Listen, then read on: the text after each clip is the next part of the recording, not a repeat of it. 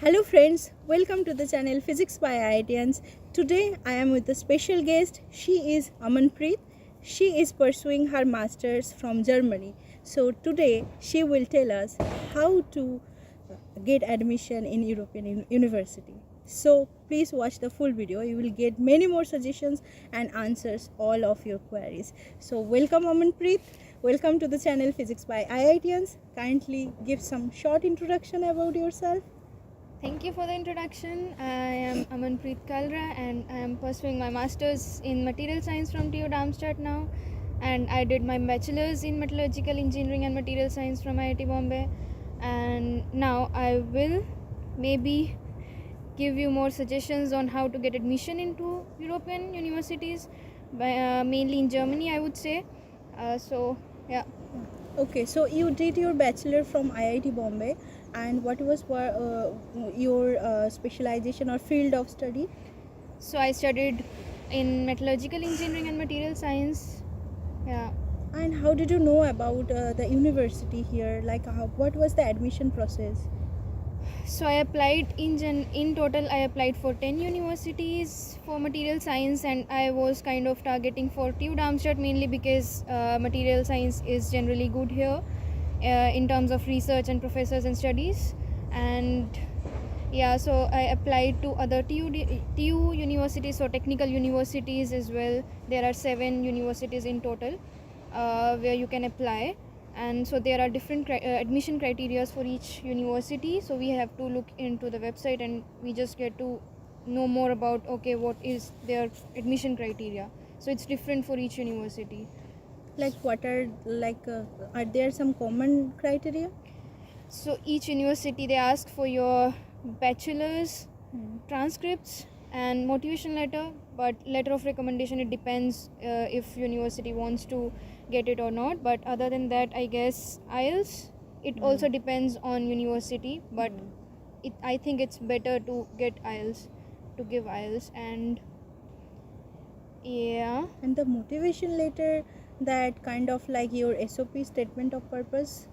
Yeah, it's more towards why you want to do masters and what are your future plans after masters, because they would consider who is planning to do PhD after masters, they would consider that candidate more than who is just going to go abroad for masters. So I think it's better to mention in motivation letter that my research goals are this and this. So more about your projects, scientific projects, and it's good to mention more of research projects and your research goals rather than your curriculum activities. But a bachelor student, if they can, they have done some project, research project, it is all right for them to write a research proposal kind of.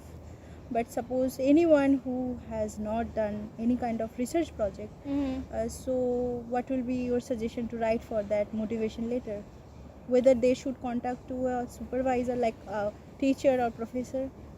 No, I think admission process is the first process. You can't contact any professor because there are so many professors in one department. So I think it's better to tell or mention in the motivation letter that this is my motivation to do research in this field. I haven't done it, but I am ready to explore, or I am open to any research goal, So if you haven't done anything, then you can just mention, in this course I studied this, or I learned this from this course, or I have this laboratory experience. So even friends, these are really the things you are telling.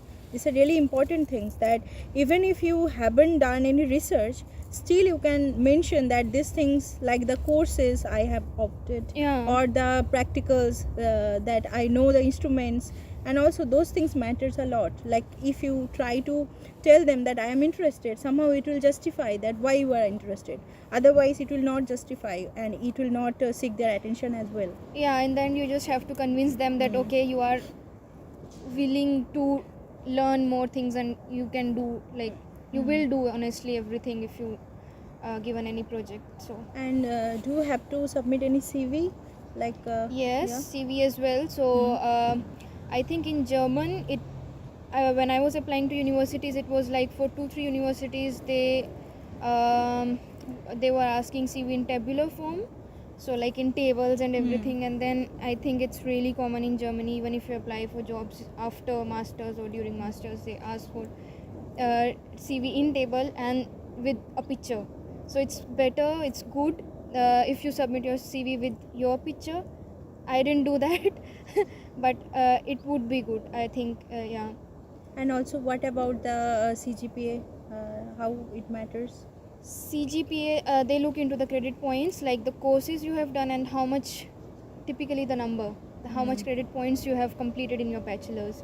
Because for me, they specific, I think in admission criteria as well, they specifically mentioned that, okay, the number we want. So mine was, I don't know, 200 something. So yeah, and CGPA, I think, in my opinion, CGPA and motivation letter is like this. If your motivation letter is really good, then I don't think that CGPA matters. At least 8, I guess.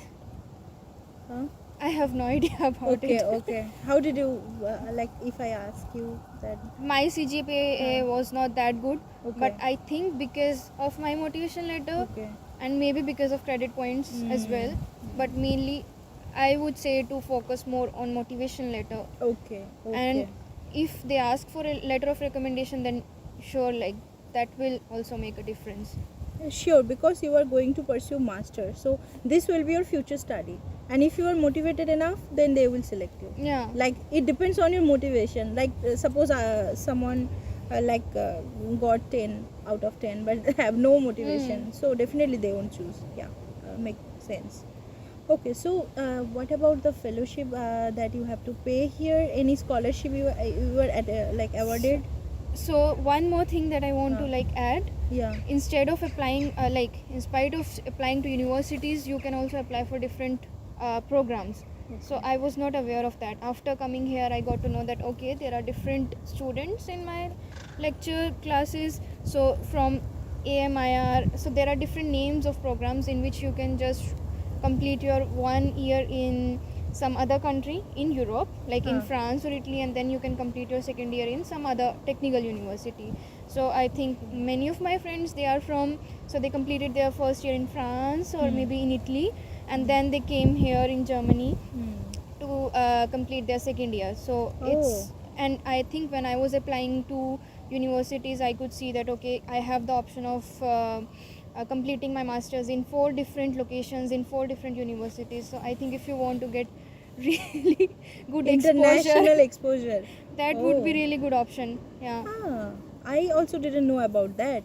Please note down those programs. Like it is also like related to physics. Also, there are many programs are available. Do you know about that? Astrophysics or I think you have to search about it, because I just searched in material science field, so I'm just aware of that. But I think maybe like in other programs as well there would be. Otherwise DAD is there, so DAD fellowship you can apply, you can give GATE, and then through DAD you can apply. Okay. And what about the tuition fees? It is already exempted, right? You don't have to tuition pay. fees is 0. Yeah. And also you are getting any fellowship, a scholarship from here? No. So what about the living expenses you are managing? So in general, living expenses, like if we could get the student dorm from university, it's really cheap. Okay. But in general, Darmstadt city is, so it's mostly like the city where students live. It's mostly, I don't know, cheaper not than so expensive. Yeah, they can manage. Yeah. So for university, if you manage to get room in university, then it's really good. It's Okay. really cheap. So from 300 to 400 rent euros per month you can manage to get. And if you are getting room in private apartment, even then it's like that, but you have to maybe research more. And there are many students or many what do you say that council groups in universities that help you to get rooms, or Okay. so it's And also specific. some temporary jobs are available, also part time, like students do. Yes. Yeah. So so in my university it's like they update it from time to time that okay, these are the jobs in English that you can get part-time jobs. And even like in Germany there are different kinds of apps that you can use to get student jobs part-time. They are flexible jobs, so you can do Like adjust any time, like of your choice. flexible. So if you are free on Saturday, then you can just Go. book a shift and then go on Saturday to work. I think Wow. that's really It's good. like it's not only studying, it is like making you independent. Yeah. So that's like a missing in India, that whenever we are master students, we always mainly like focus on study and not on like thinking of other things, Yeah. managing other things most of the time, because in hostels also like we get several facilities. Yeah, that is a kind of personal development that you also I guess you have also noticed. And Yeah, even yeah. in university dorms, like it's they try to like, so in one wege there are 4 rooms, so there are 4 people from different nationalities, so they try to keep that diversity. So I think that's really good experience. Yeah, and also can you tell me if like what are the advantages you think that if you do masters from Europe and if you do masters from Indian universities or IITs, will it be any difference, or is there any advantage? Definitely. Uh, This is my opinion. I don't know. yeah. So in my opinion, I would say that if I was in India, my thinking would be very confined, I would say, because in Germany it's more like I have to manage everything by myself, like from cooking to buying groceries to everything, and also like I have to manage my expenses. So thinking wise, I guess I am really You will different match it. person Yeah, now. exactly.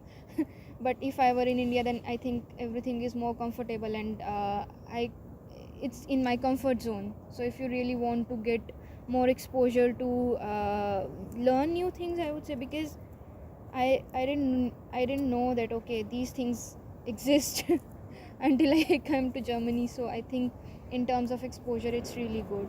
And about the career opportunities?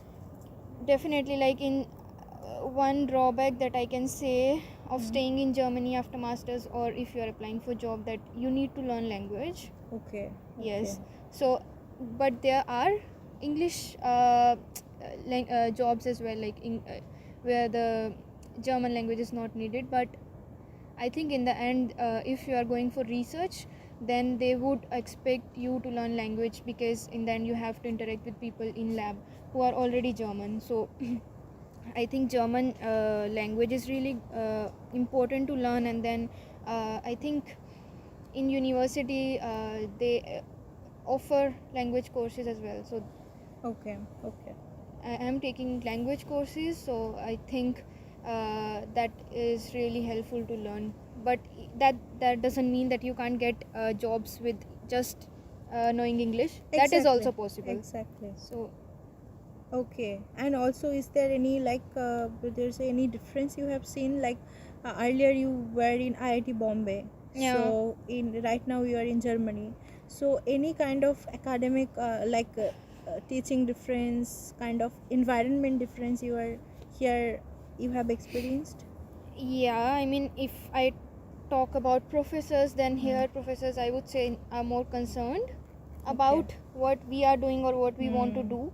So they are really flexible. So if I want to give exam on I don't know, if I'm not prepared and I'm not free on this day, then they can reschedule the exam for Seriously? us.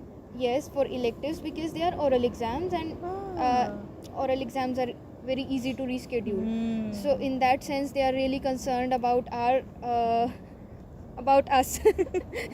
I don't think that is possible in India at all, and that is the main, I would say, difference that I. And the course like it was so like the tough, like course were so tough, or the exams, or you feel that they are tougher in Germany compared to India, I or course are think tougher than that? no, but then it depends on the field or the department that you are in, because I think in material science it's I studied metallurgy, more of metallurgy in my bachelor's, and not material science. But in masters I got to know that okay, my field of interest or my interest is material science, not metallurgy. So maybe Metrology. that's why I was more interested in studying that field. But I felt that okay, these the exams are really easy here Okay. in terms of the one that I gave in IIT Bombay. Yeah.